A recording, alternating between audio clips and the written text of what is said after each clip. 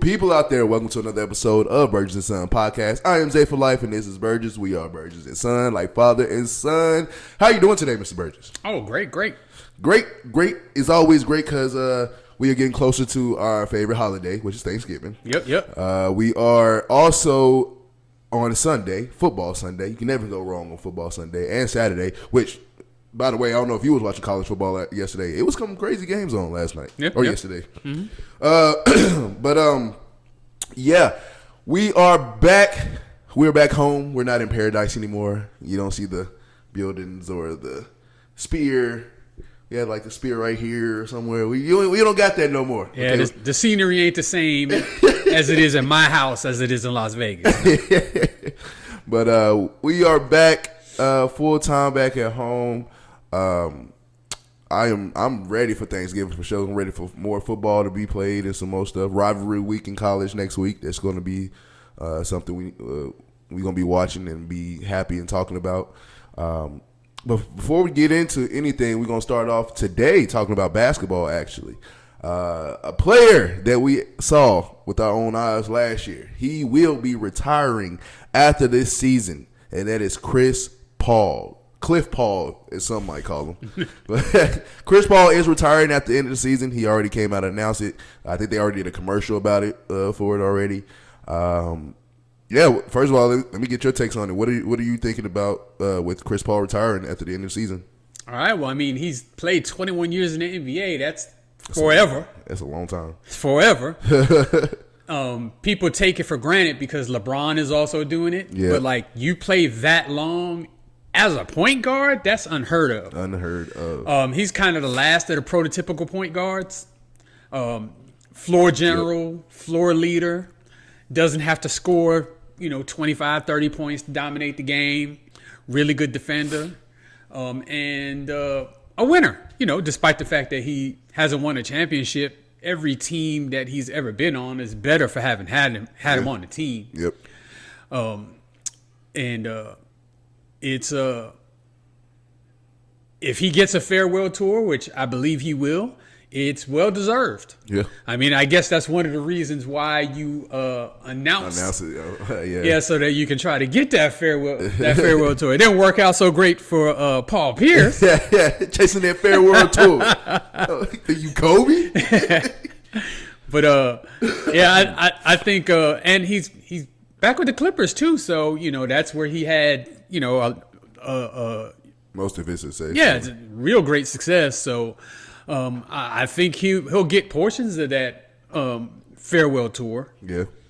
And even though Chris Paul is retiring, Cliff Paul probably still has a bright future ahead of him. Yep. There's no reason he can't still be a celebrity endorser and that type of thing. Yep. As far as his accomplishment on the court, we know when we witnessed him become the second all-time leading assist person in NBA history last year. And he may not necessarily retire that way, I guess. Well, no, he's pretty far ahead of LeBron. I don't think LeBron's going to get him. LeBron's not going to catch. If anything, LeBron gets third, and that's better. Yeah, that's if he maybe. Third. Yeah. But, he's had a very long storybook career. Congratulations to him. Yeah. And I hope things go well for him after his career as well. Yeah. Yeah, I say I'm very happy for Chris Paul. I feel like it's hard to like I guess defend people or vouch for people when they don't have any championship rings, but at the same time it's like are we measured on greatness or are we measured on rings? Because like it's a lot of players that didn't get a ring but were just super great. A ring would have helped their case even better, and like in this thing, I think Chris Paul a ring would have helped this case a lot better because I think Chris Paul is. Talk about point guards like that is a legit point guard. Can literally he can set up a game plan literally just him, and he's not 6'8", 6'10". He's like 6'2", if that, and he's out there being a floor general, setting up everything, making sure everybody looks good. I mean, we don't get no Lob City without Chris Paul, and you know what I'm saying. And even when he went to the Rockets were. If he didn't get hurt, I'll still talk about they potentially could have beat the Warriors that year, and so like it sucks that he kind of just fell short in the categories of getting there and getting the ring. Another, I guess, popular story he was involved in was the Beto trade, where he was supposed to be him going to the Lakers. Yeah, that would have been nasty. I ain't gonna lie. But yeah, he's been a part of like some crazy stuff. You know how a lot of people say he's get blackballed a lot of times just because of his beliefs and what he does. And all in all, I just say I love Chris Paul. I've always looked up to him as a person and as a basketball player. I didn't know until I literally saw Chris Paul in those meetings and stuff that, like, the players take over the player association. Mm-hmm. And so the stuff I was seeing him do off the court, I was just like, that's a true leader. Like, he goes into those meetings, he's conducting those meetings, and he makes sure his players, all the players around the whole league is getting theirs. And so that's a true leader. And I do admire Chris Paul. I'm happy for him. He will be in the Hall of Fame. Like, no question. Yes, no question. No question. He will be in the Hall of Fame. No doubt. I mean, grace of a miracle, I would hope the Clippers was able to win a championship this year, but that's to be determined. I don't think so. I don't either, but we'll see what happens.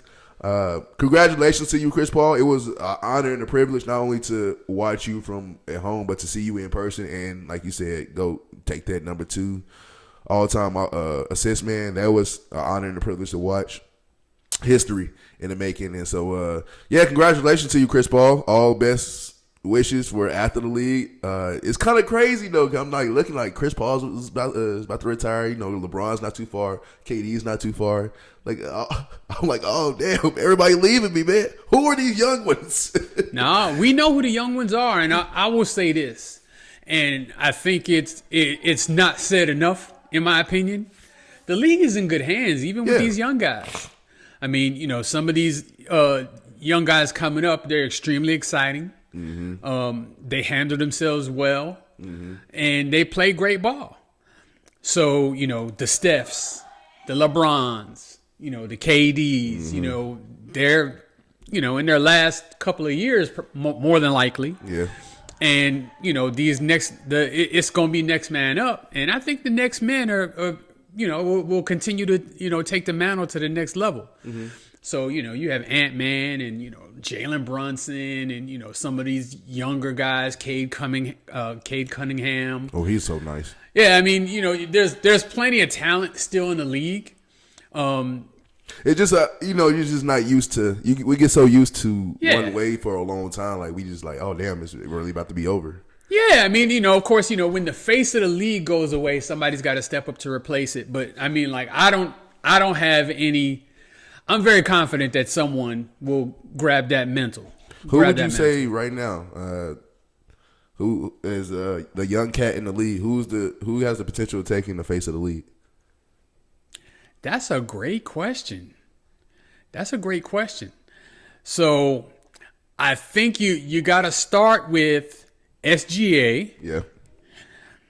And that whole Oklahoma City squad, because they are tearing the league up again. They only lost like one game. Dude, yeah, they're 15-1. And right now, they got 2 lottery picks in next year's draft. Dude. Like, how are you that loaded and then have that type of ammunition still to come? You got more talent coming. Dude. Crazy. But I think you start with SGA. I think if LaMelo can somehow, some way stay healthy. Get out of Charlotte. Yeah, he's probably going to have to leave Charlotte. As much as I really don't like the Ball brothers like that, I feel bad for LaMelo because he's very talented. Yeah. He's very good. It's just you're in Charlotte, bro. I feel for people who are continuously injured. Like, if you're an asshole and people don't like you because you're an asshole, that's one thing. But if you're constantly getting hurt, nobody wants to be injured. Yeah. So, I feel for him in that regard. And I mean, like, I don't think he's acted like an asshole. Yeah, I don't think so. But, Cade Cunningham in Detroit, the dude in Orlando. Paolo Banchero. Yeah. Yeah, he's good too. There's plenty of. Then you still got Jokic. You still got Jokic. And Aaron Gordon is my dude. You know how I feel about Aaron Gordon. That's my dude.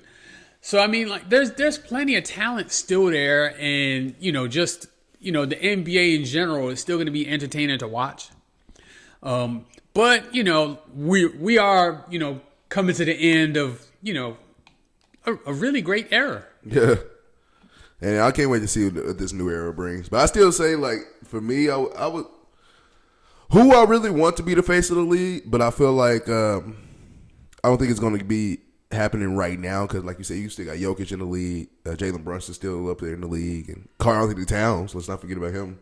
Oh, and Tatum when he comes back. And yeah, Tatum, Jason Tatum. And how many conversations has Jason Tatum been a part of? Like all NBA first teams, like 5 years in a row, something like that. Like, but I would love to see Victor Wembanyama as the face of the league. Oh yes, like dude, hit a 7'5" giant who can pretty much do everything as a guard, plus know how to use his height to be down there in the center. So I would love for Victor Wembanyama to take that next big step and be face of the league, but we don't know how it's going to play out. And I'm a Celtics fan, so Tatum is my dude. I still think I've said it before the season started.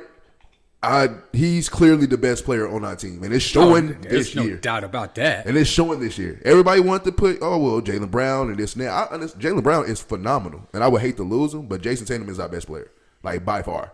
And you can see it this year of what's going on. But yeah, I am sad that we're coming to the end of a good era, great era, the end of our days. But I am excited for the next era and to see what happens. And yeah, we can't shy away from it. They all come. I think there's a couple of big differences. Mm-hmm.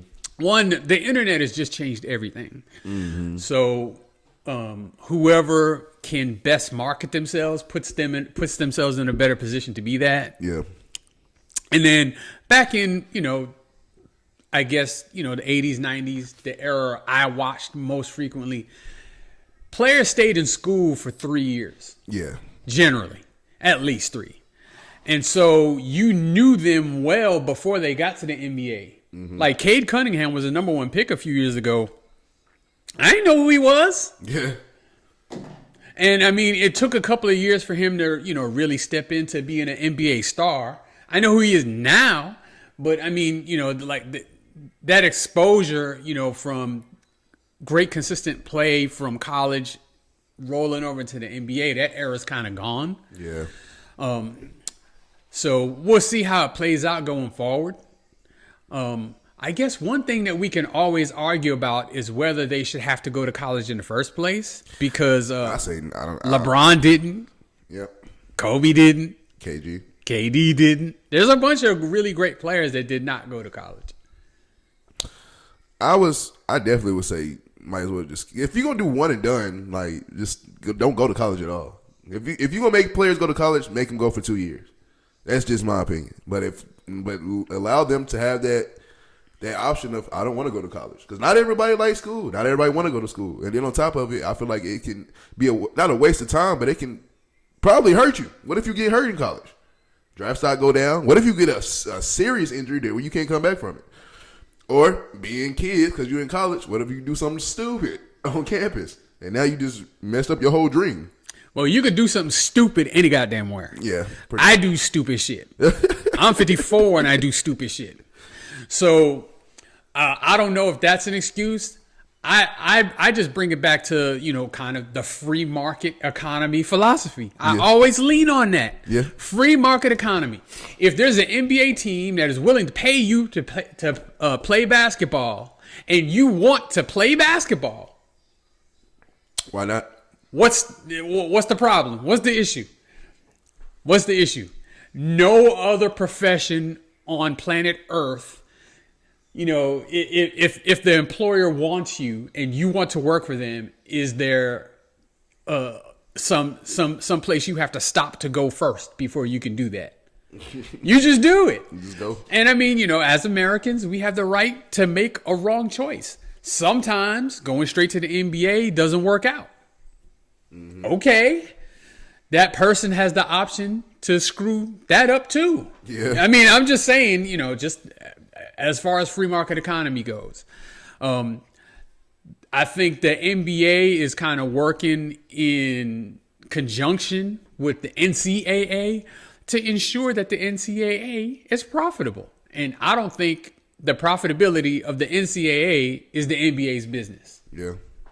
So that's what I think that's what the one and done rule is about, is because the NCAA was screaming because there's so much talent that was bypassing them. I mean, can you imagine LeBron James with the hype when he came out of high school, if he like went to, say, Ohio State for 2 or 3 years, what that would have done for that university? Yeah.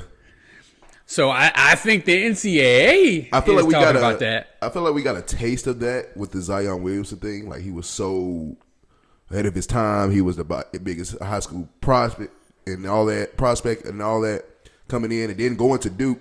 Everybody watched Duke games. Yep. Everybody. And so, yeah, I can see what you mean by that. But yeah, that would have been, I ain't gonna lie, that would have been crazy. LeBron at Ohio State playing ball. Or any college. It wouldn't have mattered because he was that great. Yeah. But you know, Ohio it's State, ooh. it's just it's all centered around money and who can make it. Yeah, who can make it? What you doing? I would say for sure. Damn, now you got me thinking. Ohio State, LeBron in Ohio State. Shit, that would have been something nice to see. I would think so. All right. Moving on. We have an important announcement today. As y'all can see what I got on. Okay, got the change liking. Yeah, you know. I know what time it is, baby. Okay. Shedeur Sanders is making his first career NFL start today. Dillon Gabriel is on concussion protocol, if I'm not mistaken. And Shedeur Sanders is going to be starting for the Cleveland Browns in Vegas versus the Raiders today. Your thoughts? My thoughts is he couldn't be put in a better situation for his first start, except for, it's not at home. Yeah. But if you're going to be on the road, just be in Vegas. Playing the Raiders is probably as good a situation as can be. So he came in relief last week and did not look good. Yeah. Well, he came in like damn near the end of the fourth quarter, or really just the fourth quarter, and then that was just crazy. But at least you got your feet wet with that. Well, and now he's got the reps with the team at least this week. A lot of people question whether the coach even really wants him there, which that's another issue in and amongst itself. Yeah, a lot of people question, whether the coach even wants him there and that type of thing. And, that can be a big detriment if the coach doesn't believe in you. Mm-hmm. But, I mean, this is Shedeur's chance right here to shut everybody up, shut up the haters, so to speak. Personally, I'm a little bit skeptical just based on what I saw last week. I know he, wasn't getting the reps and that type of thing. So it's hard for him to, just go in there cold in the fourth quarter of a tight game and try to pull it out. Mm-hmm. But, now he's got a full week to prepare. We'll see what happens. You're going against a team that's not very good at all on either side of the ball. Mm-hmm. So there's only one player that's actually worth anything. That's Max Crosby. Anything. Brock Bowers, but I mean he doesn't have to go against Brock Bowers. Yeah. But so it'll be interesting to see. I think as far as a draw, as far as putting butts in seats and eyeballs on TVs, obviously a big opportunity for the NFL, really, if he, is successful. Mm-hmm. Being honest, I don't really expect a whole lot from him. I don't. I mean, I hope he does well, but I mean, I don't expect some game where you're like, oh, did you see Shedeur? Yeah, I don't expect like no MVP type of game, no. But I expect at least like a cool 150 yards. I think if he gets through the game without turning the ball over or making some kind of ridiculously stupid mistake, then it's a win for him, sort of. And if Cleveland wins the game outright, whoa. They're going to start asking questions. Yep. For sure. And shit, even in Cleveland, how many people are wearing the Shedeur jerseys, calling for Shedeur to be playing? Yeah. Dude, I've seen people on the internet, like Dillon Gabriel threw a nice-ass dime for a touchdown, and dude was still like, man, put Shedeur in. What's going on? Like, dude, Dillon Gabriel right now cannot win. Like, you were fighting a losing battle right now. And then if I was I just thought about this. If I was the coach and I didn't want Shedeur on my team, but my whole city is screaming for Shedeur, and our season is, we're not playing for nothing anyway. Yep. Go ahead and go out there, Shedeur. Yeah, just play. Going out there. Worst case scenario, you lose those games, we're just going to lose anyway. Yeah. And then, then I can justifiably sit him. Yeah. And nobody's going to say anything to me anymore. Yeah. And we can move forward, with whatever we want to do at quarterback, because they still have Deshaun Watson. We people forget that. Yeah, I mean, he's been playing like trash since he's been in Cleveland, but he's still there. Yeah. And $46 million, if he's able to play, you're probably gonna play him. Yeah. So you ain't finna just let that rot him. Yeah, you can't do that. So that whole situation has so many layers. With Shedeur Sanders and the Cleveland Browns. Mm-hmm. But that's if I was a aspiring quarterback, that is the last team I would want to draft me. Yeah. The last one. They haven't gotten quarterback right in 40 years. It's been some type of years. I think they said that he got it's more starting quarterbacks than there are U.S. presidents. That's crazy. Dude, 4 starting quarterbacks for the Cleveland Browns than there was U.S. presidents throughout the whole history of the United States. Somebody needs to start explaining something. No, there's an explanation. That organization don't know what they're doing. That's the explanation. You talk about organizations. You're talking about like what I said earlier: Charlotte Hornets, Cleveland Browns. Shit. Those two, you can't get anything right. So it is what it is. I hope Shedeur, though, like I said, I hope he has a good. Outing. I hope he has at least 150 passing yards. I don't really think you need a touchdown or no, but it would help you. It would help your case.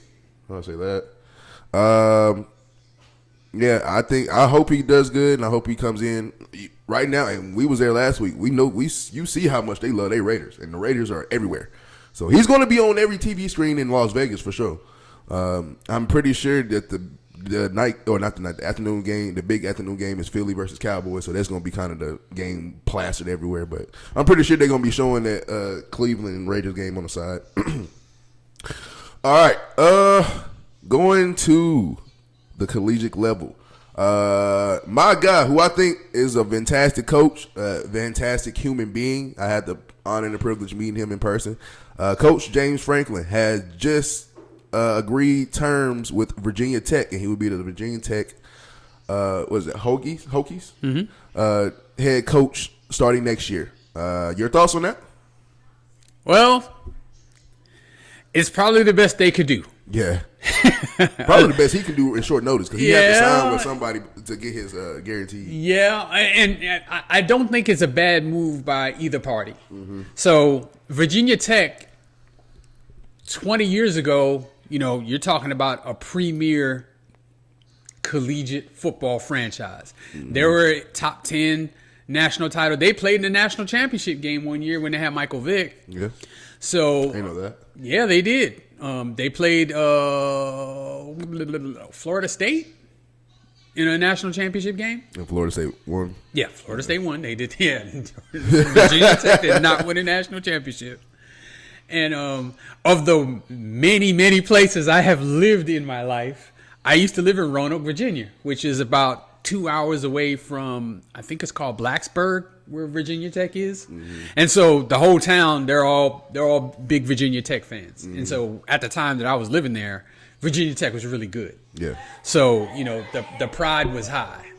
Yeah, I mean, I think it was a good move for Virginia Tech. That program has lost a lot of luster. Mm-hmm. And despite the fact that James Franklin got fired from Penn State, everybody knows who he is.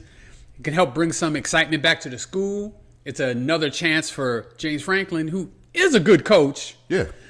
To bring a downtrodden type of franchise back to prominence. Mm-hmm. And I don't know that even with James Franklin that they necessarily have national championship aspirations, but I think in the short term, he definitely makes them relevant again. Yeah. And, best case scenario for James Franklin, the knock on him has always been that he can't win a big game. Well, you can't lose big games if you go to a place where you don't play big games, right? That's true. Hey, that's a win-win for James Franklin right there. And you get $41 million too? I ain't thinking about it like that. Okay, then. What are they in the ACC? Yes. Okay. So you got, you can't really, especially the ACC is not looking too hot anyway right now. It's not looking too hot right now. Yeah, there's nobody dominating the ACC, but there rarely is. It is a major conference. You can't put them on par with the Big Ten or the SEC, but there's some good teams there. Mm-hmm. Clemson, Florida State, Miami. Miami. Miami has been struggling, so we'll see what they play up. Like I said, I'm happy for him. Having to meet him at a camp before, I see why people and kids love to play for him and want to play for him. I saw that it was this offensive lineman. He just committed to West Virginia, but he was going to Penn State, and after they fired James Franklin, he decommitted quick as hell. He's one of the best offensive linemen in the game, so you can see how much of an impact he has on just the culture of your program, and even the kids that's coming in. Like, people want to play for him. He's a nice and real genuine guy, and so I fuck with him, and I think this is good for him. I think this is going to help, kind of help his resume get back up to par. Because as long as, like you said, it's really no big time games playing at Virginia Tech. So worst case scenario, you just actually look good versus these teams. Yeah, you have a couple of upsets. You pull one out against Miami or something like that. Yeah, see, look, now everybody's gonna be like, oh yeah. Where's going to be the next coaching job? Just get them back to being ranked. Nobody's asking you to make national champions of them. Just get them back. Just get them in the rankings now. Yeah, just get them in the rank. And I think that would be good for him and Virginia Tech too, but good for him for sure. All right, we are on Sunday. Okay, so we got games that are going on right now. We got a couple of games that are going to be waiting to start afternoon, and then we got a night game and a Monday night game, and then we also I don't think we're going to film before Thanksgiving, right? No. Okay, so we'll call it Thanksgiving, 3 Thanksgiving games too. Okay, right now the Colts are in Kansas City. Kansas City is at home again. Yeah, we have a joke in between us that Kansas City don't play road games. They don't. They play 17 games at Arrowhead. It seems like every game is at Arrowhead Stadium when they play. Every time, I'm like, yo, they're in Kansas City again. They don't even play on the road in their own division. I don't know how they pull that off. How do they do this?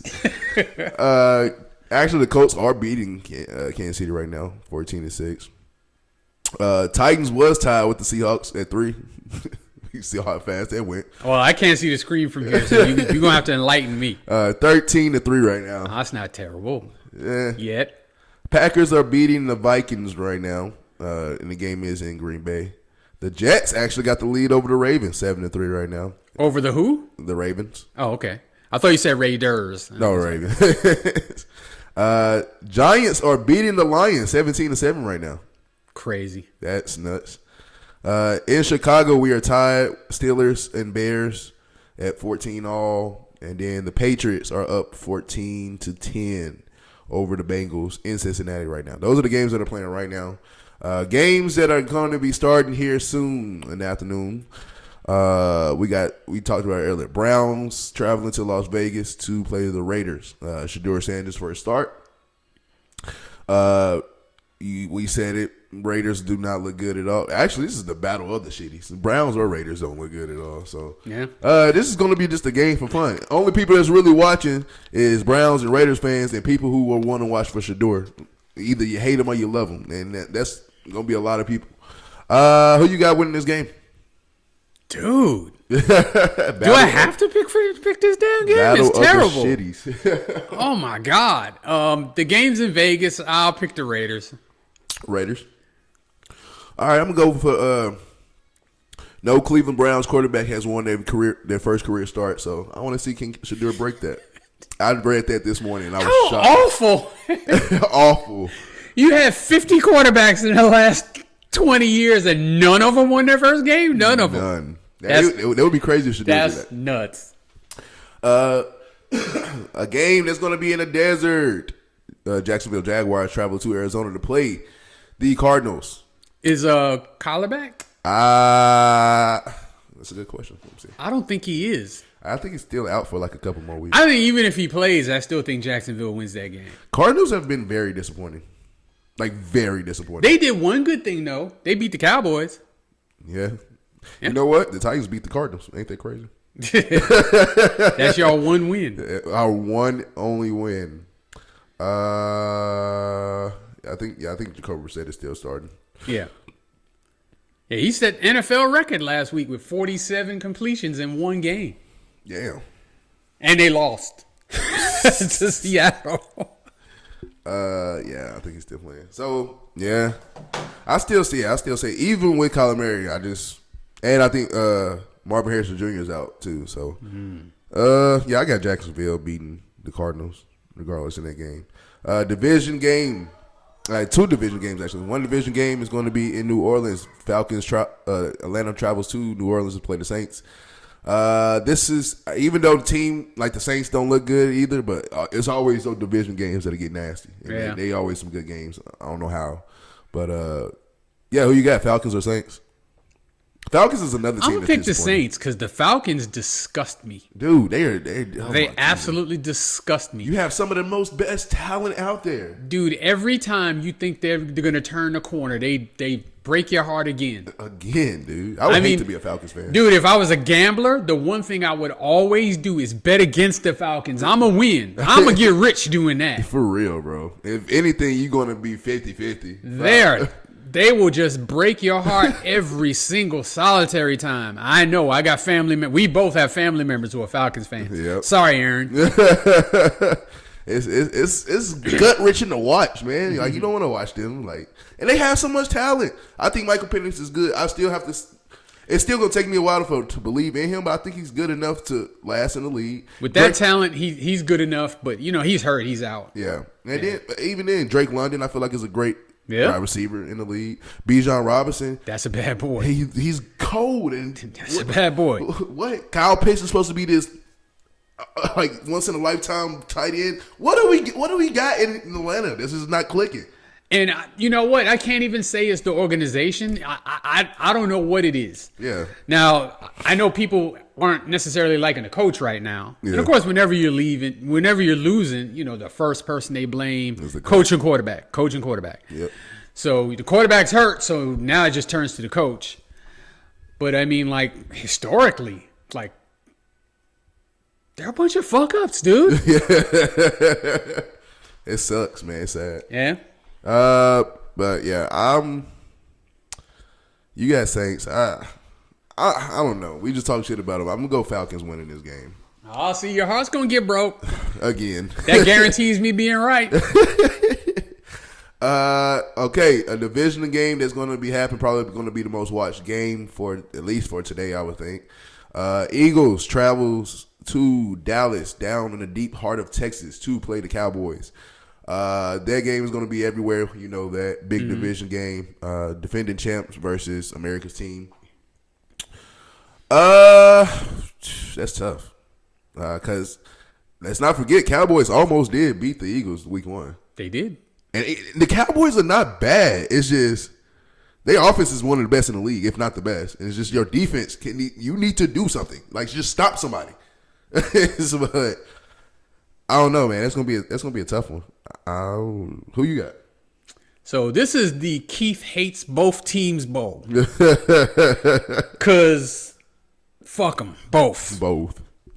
I am going to pick the Eagles because they are the most consistent, even though they're inconsistent.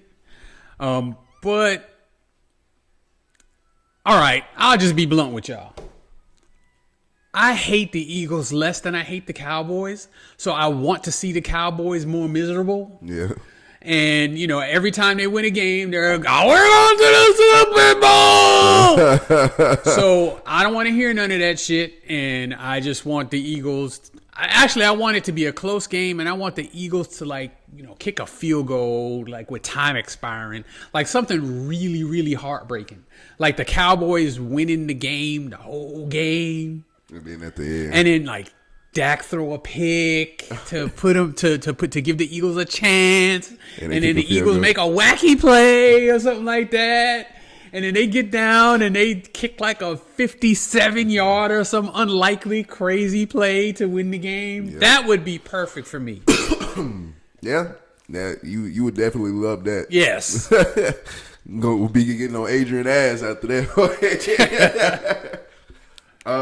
Yeah, dude. I could really care less because I don't really like any of these teams and whatever. But I'm here for the good games, and I think it's going to be a good game. Mm-hmm.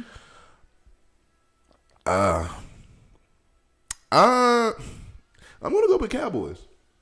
I think the Cowboys can actually, I think they can compete. But I will say this: I don't understand how the Eagles are looked at as a bad team at 8-2. I can understand how you say, well, they barely win games, but hey, but they win. They win. See, that's the bottom line. They win. Yeah, I don't barely win. They win games. The object of playing the games is to win the games, and the way you win the games is to score more points than your opponent does. Yep. If at the end of the game you have more points than your opponent, you win the game. You have achieved your primary goal. How that happens? Nobody gives a shit. It's W or it's L. And more often than not, it's W for them. Give the Eagles as much as I can't stand them. Give them their respect. They at least win the damn game. 8-2. How can you sit here and say, well, they don't look like a Super Bowl team? At 8-2, they're the defending champs. Coming back this year, they only lost 2 games. What am I missing? Because maybe my definition of winning is apparently just off the wall wacky. It's crazy what Chiefs are 5-5, and now everybody's they win their last game. Oh, look, they're coming back. They're back. 5-5 is back. But it is what it is. But yeah, I think Cowboys can pull out this game. And actually, watch this. What if the Eagles lose, or your scenario, they kick a game-winning field goal at the end?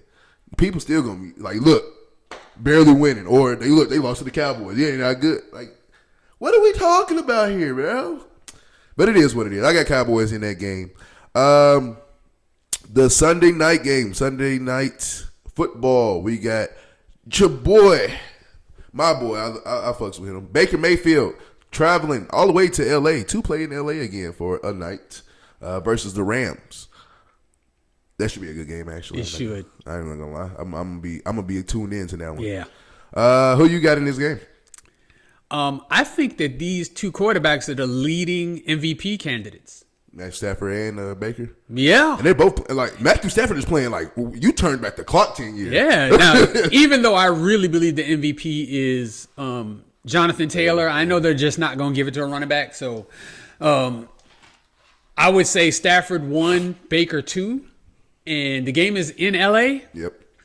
Which that doesn't even matter. It's a trip to me that those games in LA for the Chargers and for the Rams, they're not really necessarily home games. Yeah. Because the fans of the opponent's team always travel to LA, and LA is just that type of city where, they're front runners, and so many of LA residents are from somewhere else. Yeah. That, their fandom comes with them when they go to LA, and then they all show up at the stadium. It's not really a home field advantage. The last time we went, the Titans went to L.A., the Rams played, that was some years ago. And, literally, half of the stadium, you saw Titan fans. I'm like, is that many Titan fans in the world? I mean, like I said, LA is just, New York's another one of them cities where just a majority of the residents are from somewhere else. Yeah. So they bring their fandom with them. Yeah. But I don't know that field is real home field advantage for them. But I would still pick the Rams because I think, first of all, I think they're a better team. And 2, Tampa Bay is too injured. Godwin's out. Evans is out. Godwin's actually supposed to be coming back today. Oh, is he? He's supposed to be. Bucky Irvin's out. Damn, is he out for real? Yeah. Damn. So, I mean, it's it's gonna be an uphill climb. I'm not saying that Tampa Bay can't win this game. Mm-hmm. I just don't believe they will. But hell, if I say it, it goes the opposite goddamn way anyway. So. All the time, huh? The Rams actually. I thought the Rams were going to be good, but not this good. And I think the Rams are. You talking about best team in the NFC? You got Eagles, who's defending champs, and you got Rams. You can actually have an argument to say Rams are better than Eagles. Yeah, the Rams should have won when they played the Eagles. Yeah, and so it's a tick for tack when it comes to those two teams. I think the Rams are just too good, but also I think Baker Mayfield wants this victory, and so I got Buccaneers actually coming into LA, getting the job done. Now I will say, I know you speaking more about the fandom, I guess, or how it's not really home field advantage for the LA teams. But also a thing that I try to tell people too, man, that time difference make a big deal. So if you travel from way across the country to the other one, it might hurt you for a little bit, but you're professional athletes, you get used to it. But I take that. Especially when I'm making my bets, I kind of think about that for a little bit. Like, did you wake up really this morning to go do these yards before I put my 100 on you? I think it's a bigger deal the other way.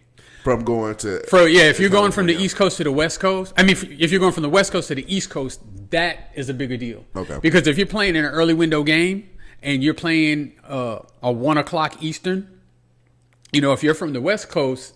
That's like you playing at 9 o'clock in the morning. Oh, you tired. Yeah, I'm just your body's just not really adjusted. But if you go the other way, it's not the same. Yeah. So if you're playing in a 4 o'clock window, well, that's the equivalent of playing in a 1 o'clock window, which you would be playing in anyway. Yeah. So going that way, it don't really hurt. And I guess and you're the night game, so you're really thinking of it as an afternoon game. Okay, that makes sense. Monday, we got Bryce Young and the Panthers traveling to San Francisco to play the 49ers. Who you got in that game? Bryce Young is tearing it up. This is an underwhelming Monday night game. Yes. Underwhelming. And I know the Panthers are actually doing good. I think, what are they, 6-5, I think? Yeah, they're actually doing so, good. they're actually doing pretty well, but, there's just no cachet. Name someone else on the team besides Bryce Young. What's up with Xavier Leggett? It's the only one I know because it's his voice. And he's got the same first name as you. Yeah. I can't. Oh, the running back that used to be on the Cowboys that ran all over them. Dowdle. Rico Dowdle. Oh, yeah. I got him on my fantasy team. So, it's underwhelming. In San Francisco, they're so injured. I think Brock Purdy's back today. I don't know how they continue to win. Their best players are all out and haven't played all year, and they keep winning. That was his points last week. I'm not saying he ain't good. I'm just saying that. I was just like, what? I had to look I was like, does that say 70? God, Bryce Young has been killing it. But where's the game? In San Francisco. I gotta go with the Niners. And I think Brock Purdy is playing today. Yeah. I still go with the Niners. But that's kind of an underwhelming Monday night game. Before the season when they scheduled that, nobody thought Carolina would be 6-5. Yeah, you didn't think that. Yeah, so nobody thought this game would be of any importance at the time they scheduled it. I'm kind of questioning the NFL on how they schedule sometimes, but it's like they want to be fair, but fuck being fair, man. Give me a good game. That seemed like a Thursday night game to me more than not a Monday night game. And then the always tradition, we have the Thanksgiving games. So Thanksgiving on Thursday, we got the Packers traveling to Detroit to play the Lions. Oh, a division game. That's a big game. The first game. That's an important game. Important game. That's the first one. So Packers play the Lions at noon Central on Thanksgiving. Who we got in that game? I'll go with the Lions. They're at home. They got blown out in Week 1 by the Packers. I think they're looking for revenge. Yeah. Yeah, I think they win that game in front of everybody too. Yeah. I got Lions actually winning that game as well. But actually, it kind of depends. If the Packers lose today, I think they win next week. But if they win today, I think they lose next week. It kind of depends on what the Packers do. But I'm still going to go Lions regardless. Chiefs, who are we watching now? Chiefs travel to Dallas to play the Cowboys. That's going to be the afternoon game on Thanksgiving. You know, right? I think Post Malone is going to do the halftime performance. Crazy. That's going to be cool. What was the last year? Was Beyonce? Oh, no, that was Christmas. It was one of the two. Yeah. Anyway, Chiefs and Cowboys. Who we got in that game? Dude, I cannot pick the Cowboys. So yeah, I know you hate picking Cowboys. I mean, I just it's got to be the Chiefs, man. Yeah. And it's in Dallas. Yeah. Chiefs by blowout. Blowout is crazy. Blowout. Well, because the Chiefs are going to lose today, and they're going to be desperate. Desperate as fuck. Desperate. You know what? Now I'm thinking about it. That game can actually be a high-scoring game. Oh yeah, I mean, I tell you what. If it's a shootout, who you got more confidence in, Patrick Mahomes or Dak? This for the experience is always Pat. But Dak be Daking sometimes, man. Dak be Daking. Now you can take that a bunch of different ways. Dak be Daking. Dak be throwing for 300 yards and 3 touchdowns, or Dak throws 2 stupid picks that you can't figure out why he decided to throw the ball. Talking about scratching your head, you like what? Yeah, I mean, well, what the? I'll seriously, if I take my Cowboy hate out of it, I'm gonna pick the Chiefs. Yeah, I think the Chiefs, even if they win this game, they still gonna be desperate. You can't be just 6-5 right now. And then Denver is leading the division. You're trying to catch them. It's hard. I don't think they're gonna catch them. And then what? Chargers is still above them too. I don't think they. Well, they might catch them. So it's gonna be hard.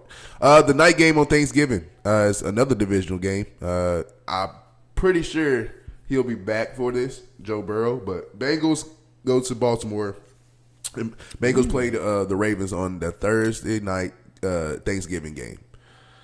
Like I said, I think Joe Burrow was supposed to come back today, so I think he's not going to come back today. But if he was supposed to come back today, but he's going to probably more likely be back for the Thursday game. Who you got in that game? It's in Baltimore.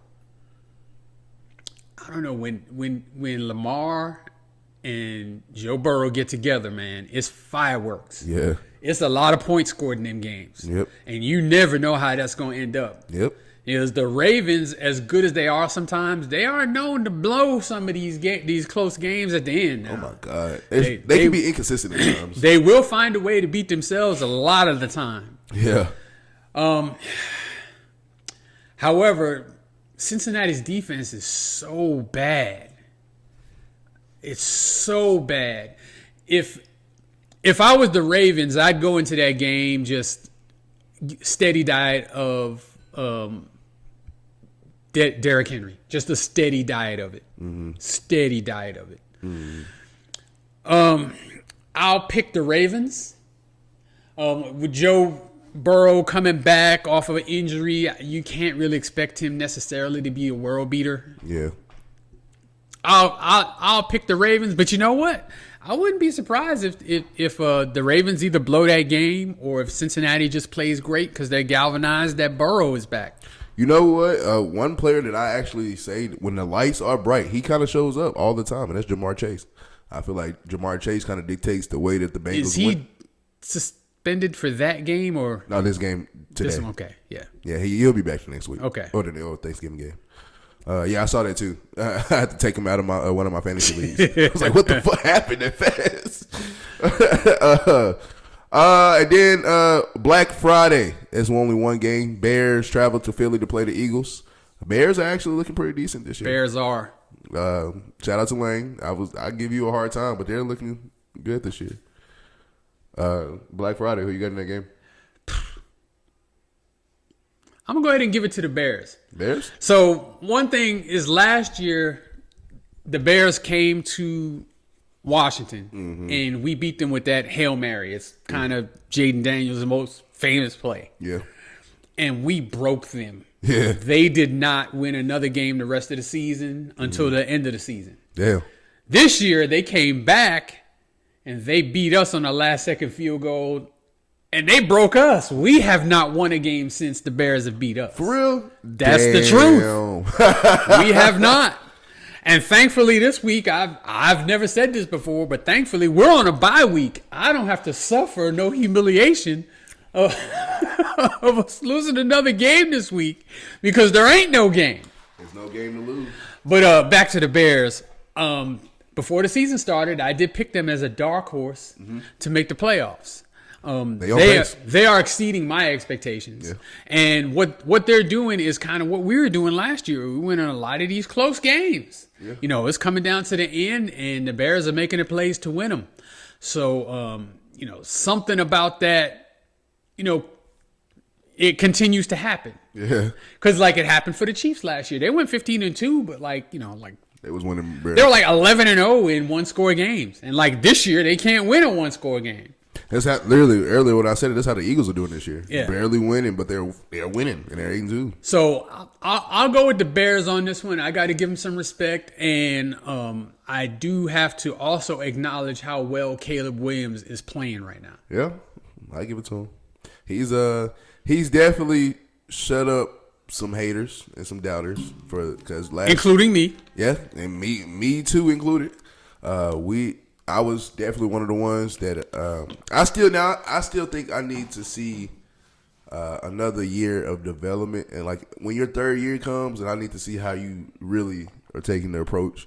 Then I can make my judgment. But he's still shutting me up right now this year. So yeah, I actually got Eagles probably winning that game, but I think it's going to be closer than what people think. I think it's going to be a real close game.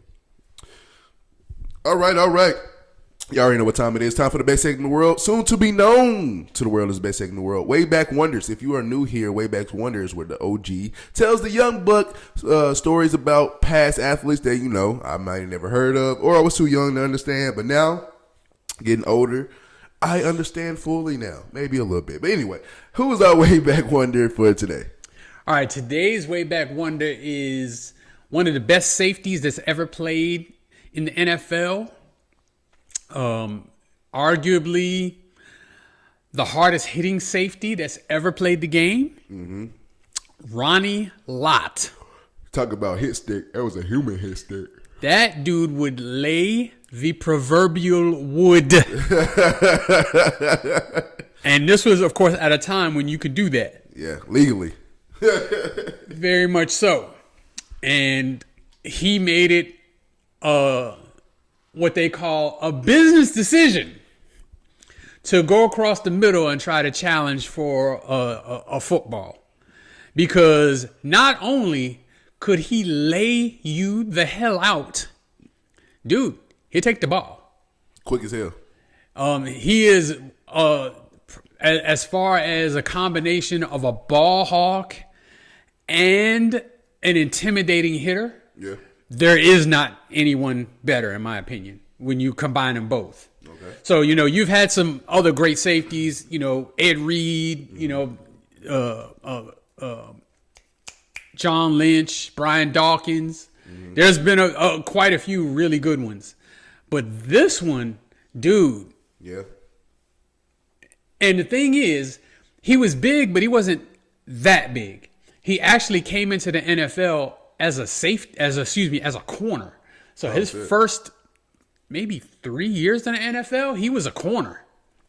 He came out of USC. He was a first-round pick. I think the 49ers picked him 8th overall. Damn.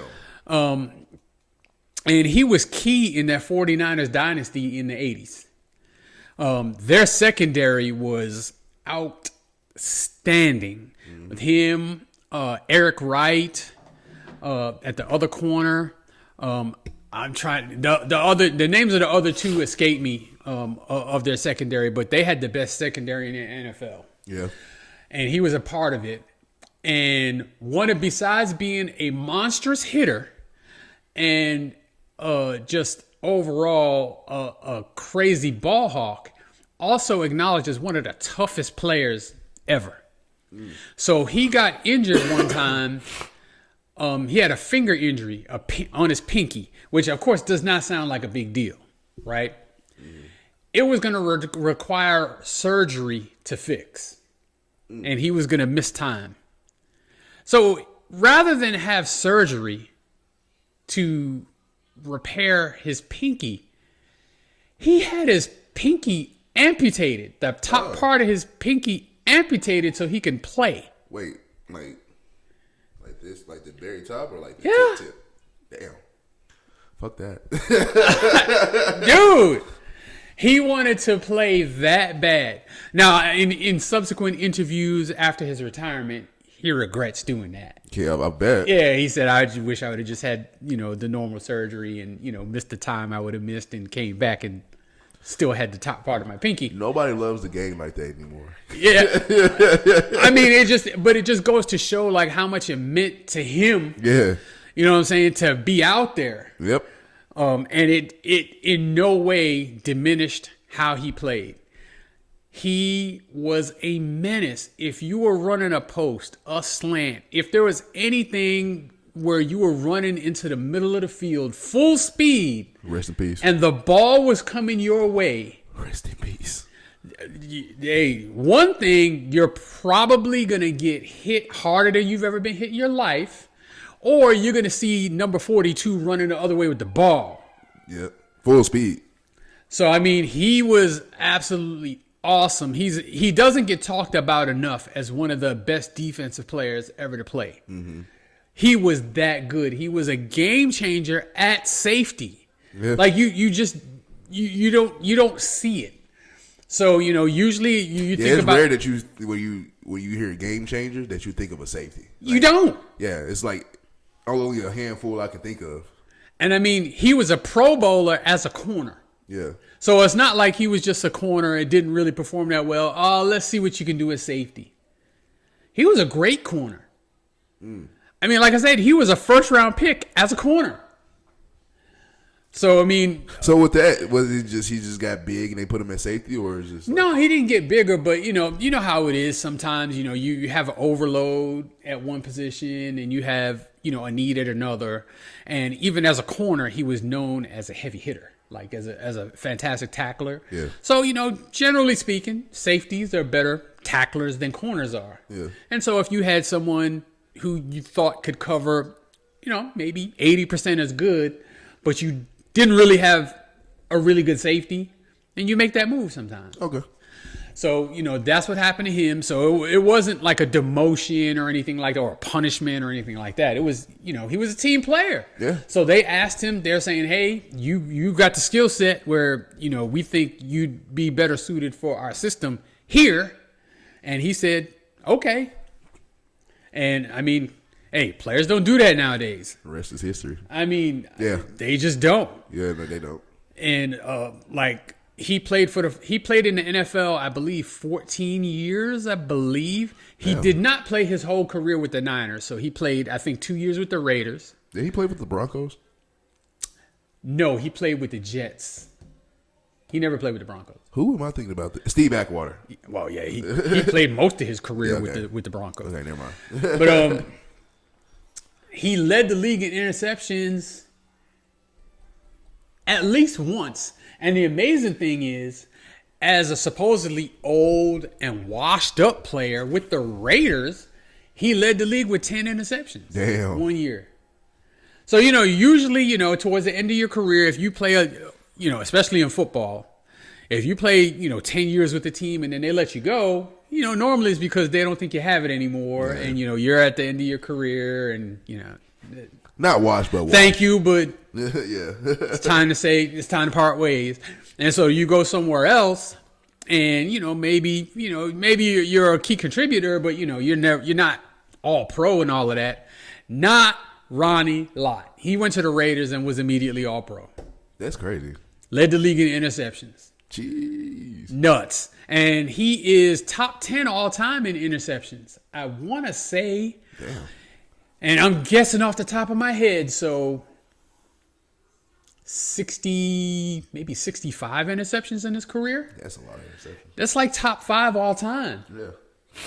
So, I mean, he was just one of those types of players that moved the needle on defense. And those San Francisco 49ers teams that he was on, they had some great players on them teams in front of him. But he was like the captain, the leader. He was the glue that held it all together. And he wasn't necessarily a rah-rah guy. Yeah. You know, like front and center, look at me. He just went out there and he busted asses. And that was it. All he wanted to do was play and win. And bust some ass. And bust some ass in the process. And he did that. And he was great. And any fan of any team would want him on the team. Like, he was tremendous. I don't know what else to say. I was always in awe of him because he always just seemed to be in the middle of something, you know, making the key play to turn the game. Uh-huh. And like, you just couldn't pigeonhole him. You couldn't say, "Oh, he's just a hitter. We can, you know, we can do a deep post on him." Mm-hmm. No, because he could cover.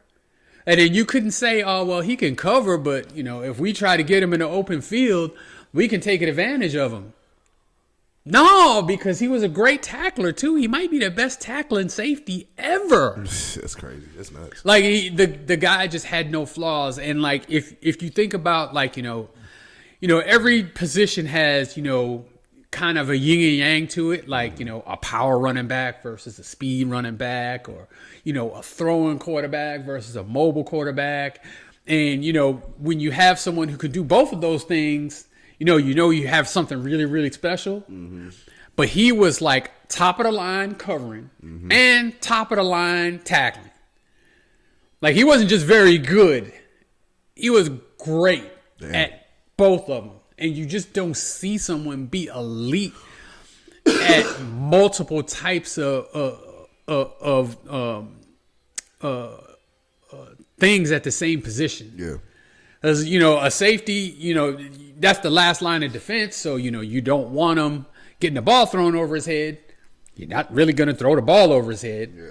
And then, you know, if he's the last line of defense, he's got to make the tackle. Mm-hmm.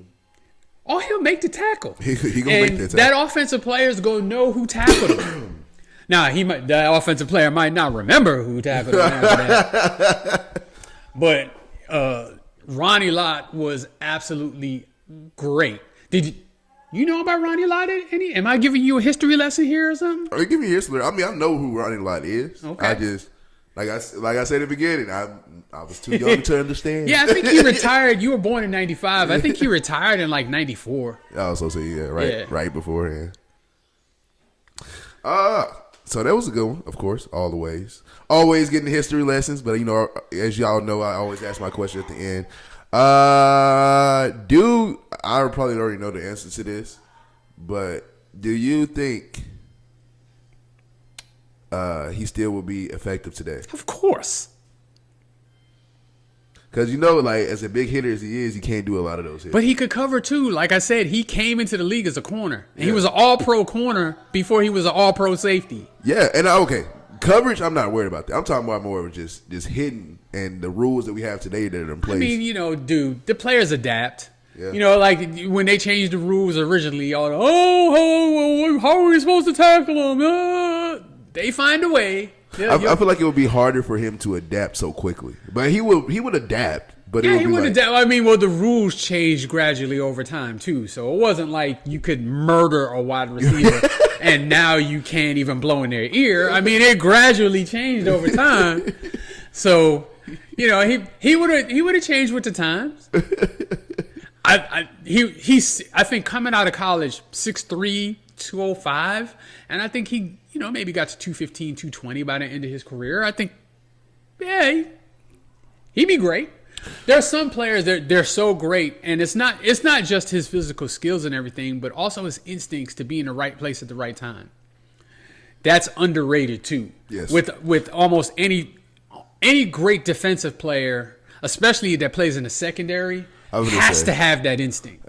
For anybody who plays corner or safety, and I played corner or safety in flag football when I was in Colorado, having the instinct of literally really, to be honest, when I never understood it until I played it, like, some corners and safeties take a risk on themselves. And, like, shit, I know where the play is going, but I'm just going to do this right here and see what happens. Pick or break up, you know what I'm saying? So, yeah, to have that instinct is cool. You have a lot of interceptions. You got that instinct. Yeah. Period. End of story. Yeah. That's a lot of interceptions. And the quarterback is not trying to throw you the ball. No. You just happen to be there. Like, what? You even got the quarterback like, I swear to God, where the fuck? Yeah. Who would you say, we'll go back to, what are we in, 2025? We'll go back to 2010. Start from 2010 on 2025.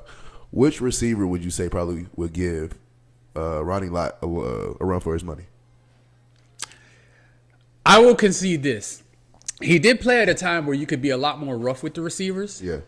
So now that you can't really have almost any contact with them, it would be different. So, wide receivers would have more success now. Yeah. Because of the rules. Yeah. But I don't think he'd still be elite and he'd still be the best of today. You know what I'm saying? Yeah. So, like Surtain kind of comes to mind. Mm-hmm. Being that strong and quick and instinctive. And being able to hold your own, basically. Yeah. Okay. And then safety-wise, I think the comparison kind of has to be Ed Reed. Ed Reed? Okay. Actually, when you was talking, I was thinking more of an Ed Reed or Troy Polamalu. But, like, Ronnie Lott is a more physical Ed Reed. Yeah. What receiver you think would give him problems? Oh, I think any of the elite ones would give him problems. I don't think he would get dominated by anybody, but any of the elite ones would give him problems. So, your Justin Jeffersons, your Jamar Chases, those caliber types of guys would give him problems. I would love to see him versus Megatron, though. I feel like that would have been a good matchup. Yeah. That would have been a perfect matchup. Yeah. Big on big for real, dude. I used to hate Megatron sometimes. Like, dude, what? Can anybody guard this man? No. That's the short answer is no. All right. Last segment of the day. We got List of the Week. List of the Week is where we take a topic or we go to you, the fans, to help us pick a topic, and we pick a top 5 list for the week. All right. And our List of the Week this week is going to be top 5 sports coaches of all time or just? Yeah, my lifetime, I guess. All right, top 5 sports coaches of his lifetime. And who do we have on that list? Let's amend that. It's not necessarily my lifetime because there's a couple of coaches on here is way before I was born. Okay. So all time. Let's just go with all time on this one.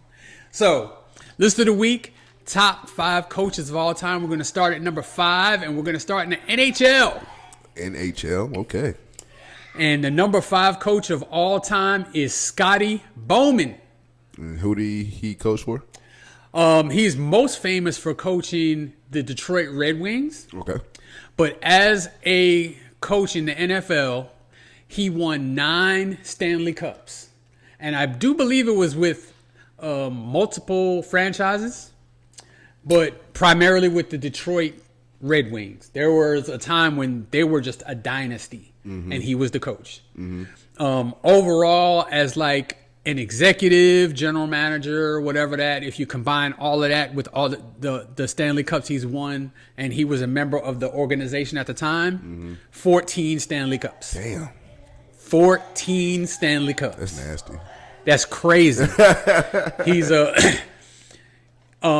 I am not the biggest hockey fan ever, but I cannot ignore 9 Stanley Cups as a head coach and then 14 total Stanley Cups. That's nasty. That is winning consistently at the highest level. Yeah. That's the definition of winning. Yeah.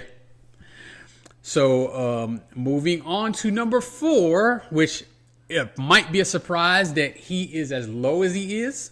Okay. But number 4 all-time coach is Bill Belichick. Bill Belichick, number 4? Number 4. Okay. I'm listening. Okay. So 6 Super Bowl trophies as a head coach. Mm-hmm. I think he's got 3 more as a coordinator or some other form of an assistant coach. He is second all-time in wins. Mm-hmm. Wait, how many you say he had as an assistant coach? I think 3. It's 3 or 4? That was 3 or 4. I knew it was one of those. Yeah, I know for sure he won 2 with the Giants. Yeah. under Bill Parcells, and I think he got one more somewhere somehow else. What? It wasn't the Browns, right? Browns ain't never won no Super Bowl, dude. No, I was talking about. Okay, maybe not Super Bowl, but he did coach the Browns, right? He did coach the Browns, okay. But yeah, the Browns ain't never won nothing. So yeah, I knew that. I just thought he was on the Browns for some reason. But I'm thinking.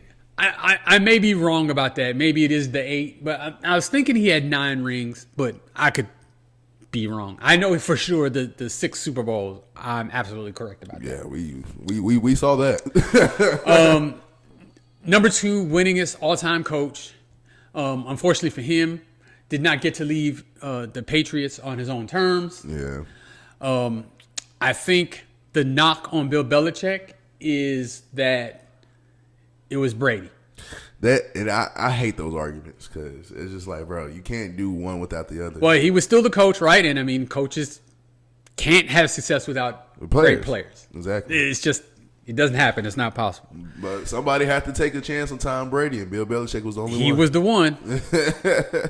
And I mean, like, Tom Brady started playing because his starting quarterback got hurt. His starting quarterback came back, and Bill Belichick made the executive decision to stay with Brady. Mm-hmm. There's not a lot of coaches that would have had the guts to do that. Yeah. And six Super Bowl later, you see. Yeah, and you know his players, you know, speak highly of him. His success absolutely speaks for itself. Yes. I do think that kind of towards the end, his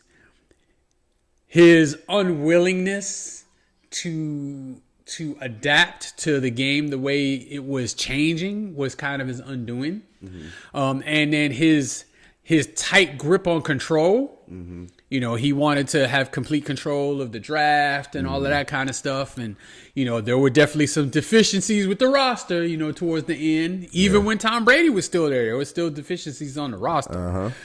So, but purely as a coach on the field, he's probably the best defensive mind that's ever coached. He plays it smart, too. So I have Bill Belichick at number 4 all time. Now, keep in mind that this is over all sports, so I do not have 3 NFL coaches in front of him. Okay.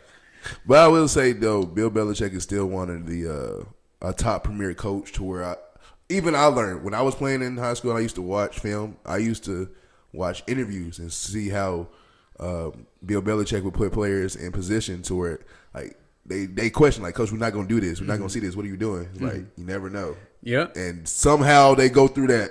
He's like, what the hell? Like, he was a master of preparation as well. You have to be, like, kind of insane a little bit to go through these scenarios that you never see, but you're just going to put them in there just in case some shit happens. Yep. That's why I applaud him, and I've always loved him as a coach. Yeah. All right. And that brings us to number 3. So the third best coach of all time. Mm-hmm. We go to the NBA. And the coach is Phil Jackson. Okay. Coach Phil Jackson. As a coach. Now, of course, my experience with him on the Knicks, it was a disaster, but he was not the coach. That was bad. But his coaching career was tremendous. It was great. From the beginning to pretty much to the end, it was championships. Yeah. So 11 NBA championships. And the knock on him is, he had Jordan. He had Kobe and Shaq. Kobe, period. You know what? Jordan had a coach before Phil Jackson. Yep. How many championships did Michael Jordan win without Phil Jackson? You're right about that one. You know what I'm saying? Same for Kobe and Shaq had coaches before Phil Jackson. How many championships did they win without Phil Jackson? Mm-hmm. The answer for Kobe is 0. Yeah. Shaq did win one with Pat Riley. Yeah. I will say also, because a lot of people, we only give credit to what we really see, not for what we don't see. For all the stories that come out about even Kobe or MJ, how they can be competitive within their own minds, and you know it's hard to tame a competitive person like that down, and it's hard to do this, and you got diva-like activities when you make it to, you know what I'm saying. For him to actually still have control over those players like he did, like not fully control, like, you know. I know what you mean. It's phenomenal. And you're still able to keep them uptight and win championships. Phenomenal. Can you imagine coaching prime Jordan? Yeah, exactly.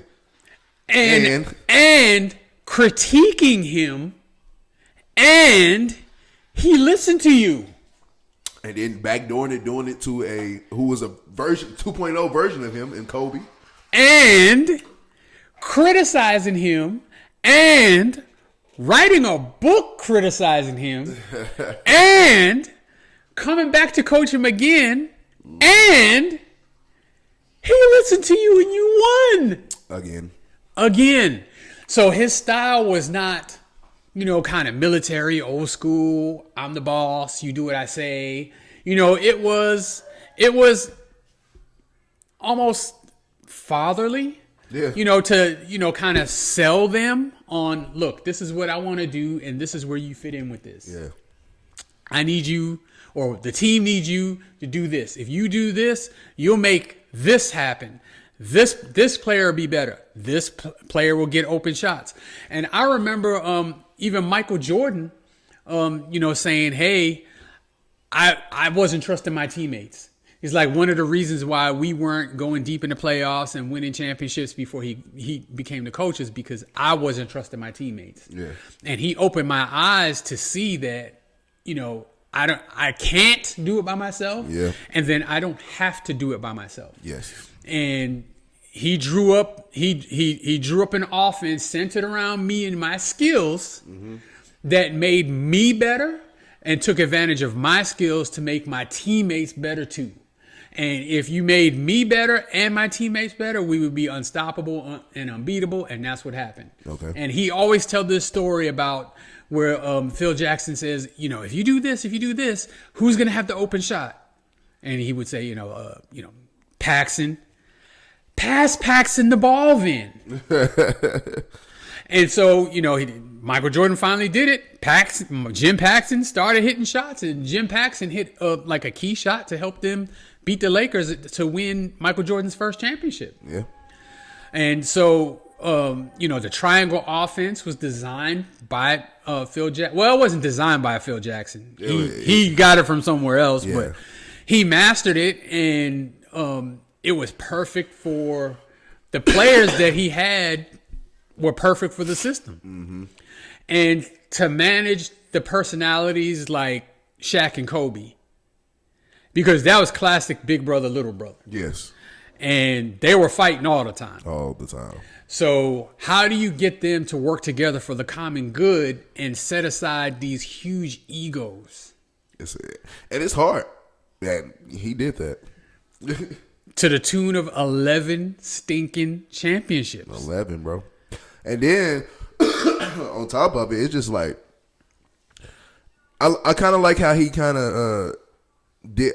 He probably did it more with Kobe, but it's like you get this superstar of a talent that you know how special they are, and you kind of treat it kind of like a puppy. Like, you know, well, you young, you want to be wild, go do what you do. But as you get older, and then that's when I instill discipline into you, and that's what he did with both of them. Like, I know you're young and you're ready to go do that, but you're gonna listen along the way.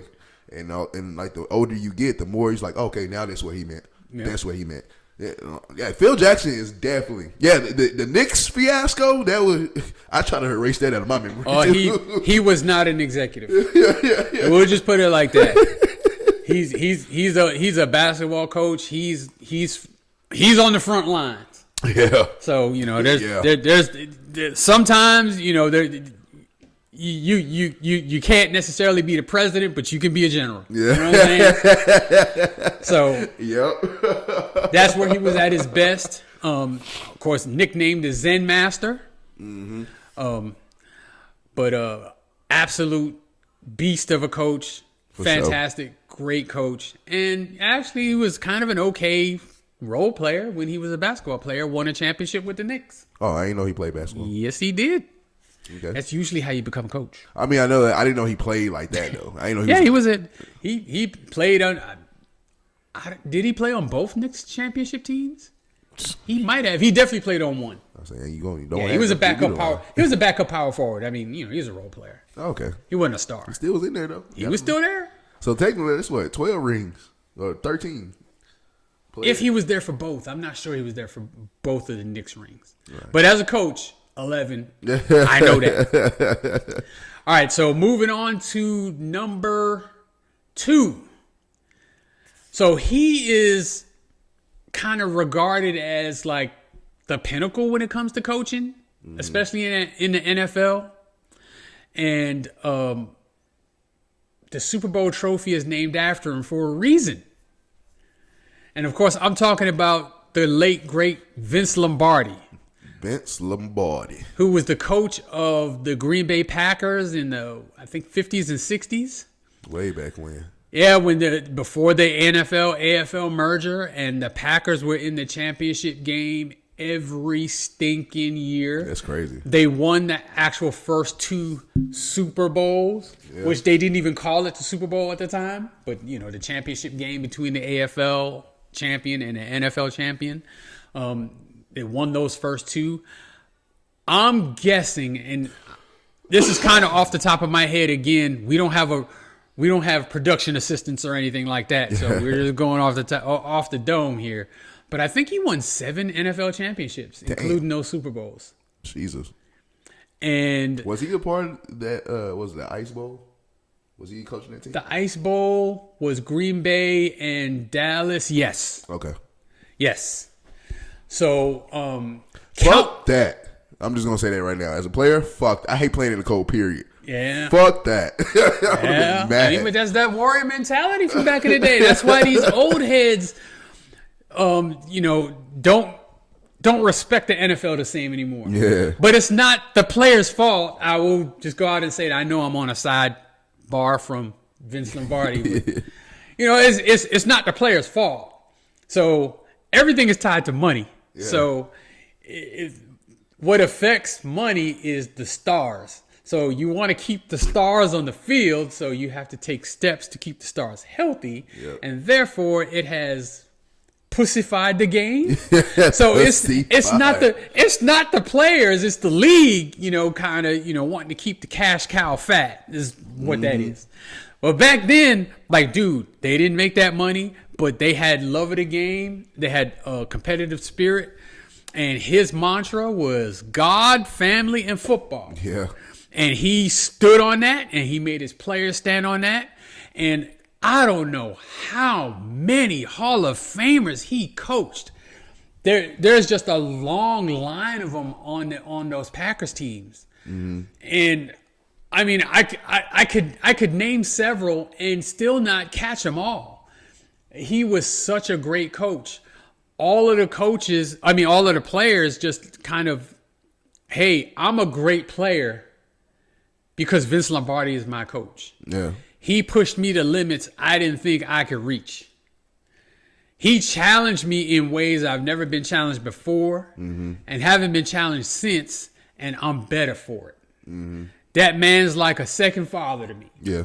You hear it again and again and again and again, and he was just absolutely a tremendous coach. Anytime they name a championship trophy after you, obviously the regard is just insanely high. So I know that he coached the Packers for a while. Then he actually coached the Redskins for a couple of seasons. Oh, okay. I know that. I believe he died of cancer, kind of soon after that. He got diagnosed with cancer and passed away. What year was that, Early 70s. Okay. Yeah, he's kind of generally recognized as the best NFL coach ever. Mm-hmm. So that brings us to number 1. The number 1 star. And I actually struggle with this. So whether Vince Lombardi should be number 1 or this person. Mm-hmm. So for the best coach of all time in any sport, we're going to college basketball. Okay. And anybody who knows anything about college basketball knows I'm talking about John Wooden. Clearly the most successful, the most decorated coach Just the UCLA coach, right? Ever, yes. Okay. Coached the UCLA Bruins through the 50s, up, I believe, through the 70s and 80s. Like, it was a long time. Yeah. 10 national championships in 12 years at one point. Now, keep in mind that this was 60s, 50s, 70s. So it was a time when, players played 4 years. Yeah. There was no real incentive to go to the NBA early. You weren't making money like that. Yeah. But so it was it was like college sports overruled professional for a while. Right. And especially at basketball, the NBA wasn't the money machine that it is now. But also the rules in college basketball, freshmen couldn't play. Yeah. So your top recruit had to sit for a year. Imagine that. Imagine Madness. That now. They would go crazy now. They would have been transferred. To where they still couldn't play. Exactly. But so he had arguably the two best college players ever. One, I don't even think is an argument, is Kareem Abdul-Jabbar. At the time, Lou Alcindor. Yeah. And then after that, Bill Walton. Oh, yeah. Damn, I forgot about Bill Walton. And championship. Championship, missed one, championship again. Like, just crazy. Just 10 and 12 years. That's nasty. And we're talking about, like, I know that during Kareem's time, I think they only lost 2 games in the 3 years that he played. Damn. And with Bill Walton, I think they only lost 4 games in the 3 years that he played. Oh, wow. And then, those weren't the only 2. They had, other great players come through. But as far as, players who talk about their former coaches and how much respect and regard and love that they have for them, nobody gets talked about in higher regard than John Wooden. Nobody. Kareem, everybody. Love him. And, just absolute fantastic coach. 10 championships in 12 years is insane. As the kids say, that's crazy work. It's crazy work. Crazy. Nasty. Like, how do you do that with the amount of turnover that you have in college? We're not talking about professionals that you could sign to long-term contracts and keep them on your team. We're talking about recruiting. You have to recruit the best players, and then they're only playing for you for 3 years, and then you've got to recruit somebody else to take their place. Yeah. And they have to be just as great, if not better, to keep it going. Mm-hmm. I mean, UCLA, probably the biggest college dynasty in any sport. Yeah. The amount of championships is crazy. And then you think about in college, there's levels of command, so to speak. In professional sport, you have an owner, you have a president or vice president, you have a general manager, then you have the coach. But the coach doesn't necessarily have the say on picking the players and all the other stuff about the organization. Yep. The head coach, well, in basketball and football both, has pretty much total control of. They have an AD, they have an athletic director. Yeah. But the AD stays out of recruiting and stuff like that. They don't do that. Yeah, they don't. That's what the head coach is for. Mm-hmm. And so, him being able to maintain that level of excellence for the amount of time that he did is insane. Yeah. Insane. And that's why I believe he's the best coach ever. And like I said, I flip-flop with him in Vince Lombardi. Vince Lombardi. Mm-hmm. But his continued excellence in a space where the turnover is so much higher. Yes. Because Bart Starr could be your quarterback for 10, 12 years and make the Hall of Fame. Mm-hmm. Kareem's only going to be your center for 3. That's crazy. And then you back that up with Bill Walton? Yeah.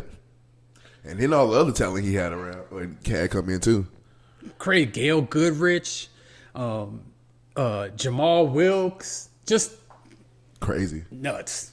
Yeah, you can't convince me. And then there's been other great coaches, Coach K, Dean Smith, Adolph Rupp. None of them hold a candle. That's nasty. To John Wooden. None of them. And they would tell you that.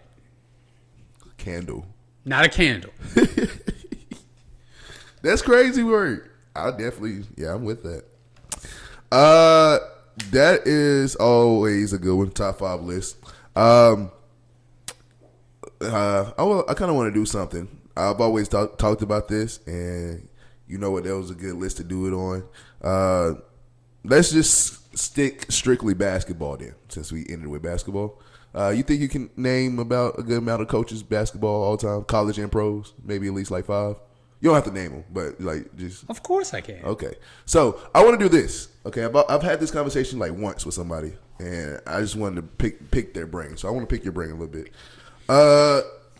Let's go with your starting 5 of all time. Don't tell me. Just think about it. In college or pro? We'll do pro. Okay. Okay, because a lot of pros came from college, especially in the back. So we do pros. So you starting 5 professional players of all time. You don't tell me. Just think about it, top to bottom. Okay. Okay. So with that team, you got 4 coaches. Mm-hmm. You got 1 head coach and 3 assistant coaches. It can be any coach from college or the pros. Okay. Who would be your head coach and who would be the assistant coaches? Now, if it's NBA, it's different than college. It is, but at the same time, we had Coach K, who coached Team USA. We got what's his name from Michigan State? Tom Izzo. Yeah, he's coached NBA players as well. I know it's a difference between college and pros, but you can pick any. College. If I'm going with the 5 with my best NBA starting 5, my head coach got to be an NBA coach. Okay. So that's Phil Jackson. Okay, is Phil Jackson your head coach? Yeah, that's got to be Phil Jackson. Okay. And so then if I'm going any other 3 coaches, I'm not going to disrespect John Wooden by making him anybody's assistant. So I'm not going to put John Wooden on that staff. Okay. But I will put college coaches on that staff, and one of them will be Coach K. Okay. 2 more coaches. I'll go Dean Smith, another college coach. Yes, that's a good one. And then 1 more professional coach. I'll go Red Auerbach.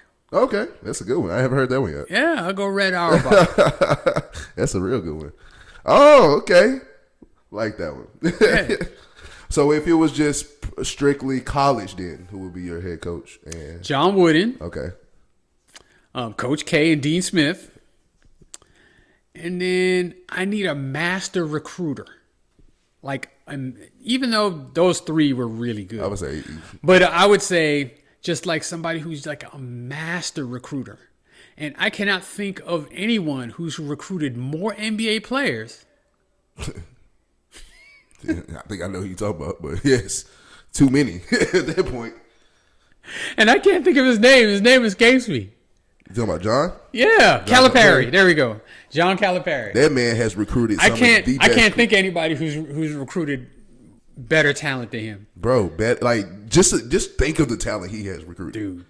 The whole University of Kentucky is in the NBA, dude. The whole University of Kentucky, and then he pushed him out the door, dude.